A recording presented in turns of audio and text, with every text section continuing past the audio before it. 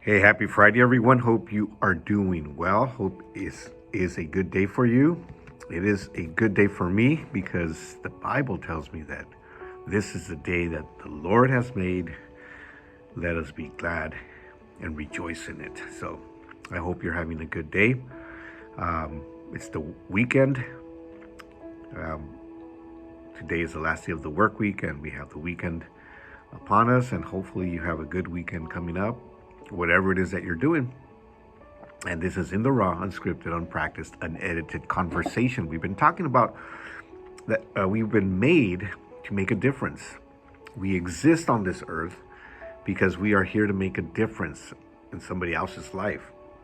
Somebody made a difference in our life, I'm sure, in your life, and we have to do the same for somebody else, or we should do the same for somebody else. Let me correct myself. We don't have to do anything, right? I tell my students that all the time. But we should, and we, should be compelled to make a difference in somebody else's life. And so we've been talking about specifically making a difference with the less fortunate, with the poor. And, there's different ways to do that. We've been talking about it. Today I want to talk about a specific way that we can do that, or a specific type of poor, if you want to put it that way. And like I said, there's different ways to do it. The other day I heard of a young couple who decided, that they wanted to make a difference in another country, in a third world country, and they decided to leave everything behind, and just launch themselves into missionary work in a less fortunate country.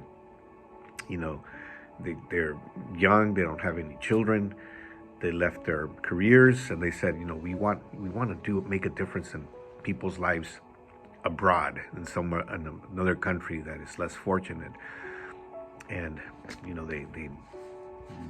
they quit their jobs and they moved over there, and that's what they were called to do, and they're doing it, and and they have that passion, and great.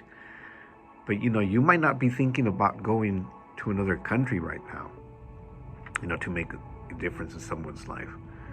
Maybe you're still trying to figure things out here, right? If you're young, you're still going to school maybe, or you're just starting off your life in a career, or maybe you're somebody seasoned like me, that you're looking towards retirement, or maybe you're in between. Maybe you have kids that you still have to put through school, and you've got things to do still, and you're not thinking about going to another country. It's not something that you're that's feasible for you right now. But here's where I want to make a point.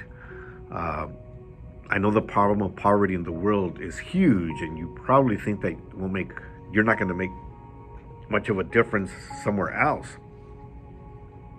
But let me tell you something. Every big impact begins with small ones, small steps. You don't have to wait till you're ready to go to Africa or Haiti or South America or somewhere that's less fortunate. You can start right here and right now. And I know we've been talking about the physically poor, but Jesus spoke about another kind of poor. He called it the poor in spirit. And it's Matthew 5, verse 3, he said, "Blessed are the poor in spirit, for theirs is the kingdom of heaven." There's a lot of people out there that are poor in spirit. Could be the person that you work with. Could be your neighbor. Could be somebody that you have an acquaintance with. Could be a friend, a good friend. It could be somebody that lives under the same roof as you. There's a lot of people out there that are poor in spirit. Their spirit is disconnected from God's spirit, and they need someone to bring that connection to them. When God created us, we are created in three parts. We are created in body, which is what we see, right? The physical body. We have a soul, which is, the center of our heart, where our feelings come out of. The conscious, everything that we do, that we feel, that we decide, comes from our soul. And then there's the spirit part. And the spirit is what God placed in us. And the Bible says that when we pass away, our body will return to the earth, because we were made out of the earth. So it'll break down and it'll disappear into the earth. Our spirit, the Bible says, that will go back to God, who gave it. So it's going to go back to God. Our spirit's going to return to God, because He's the one that put that spirit in us. And then our soul is what we have to decide where we want it to go at the end of our life. Two places, only two options. And but God's spirit is always, or His intention or His desire, is to have His spirit connected to our spirit. That's how we connect to God, through our spirit. It's not through our body, it's not through our soul, it's through our spirit. And sometimes it's disconnected from God.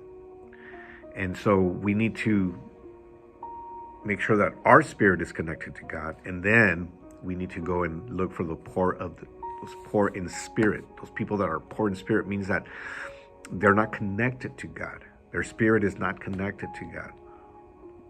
And that's why there's a lot of problems out there with mental health issues, because that spirit is not connected to God.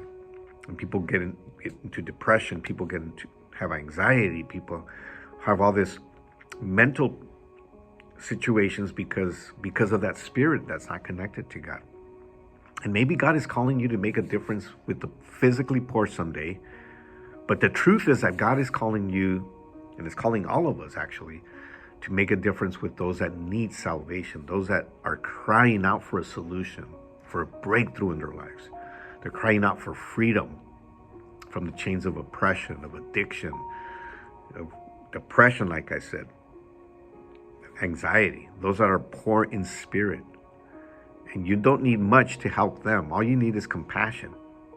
All you need is to feel the same compassion that Jesus felt when He made a difference with the poor in spirit. So that's where we can start. Maybe we can't go out into another country. Maybe we don't have money ourselves to help the physically poor, but we can help the poor in spirit through our words, through our prayer, through our encouragement. So I hope that shines some light on you if you need it. Have an amazing rest of your day. Have an amazing weekend. We will talk to you soon.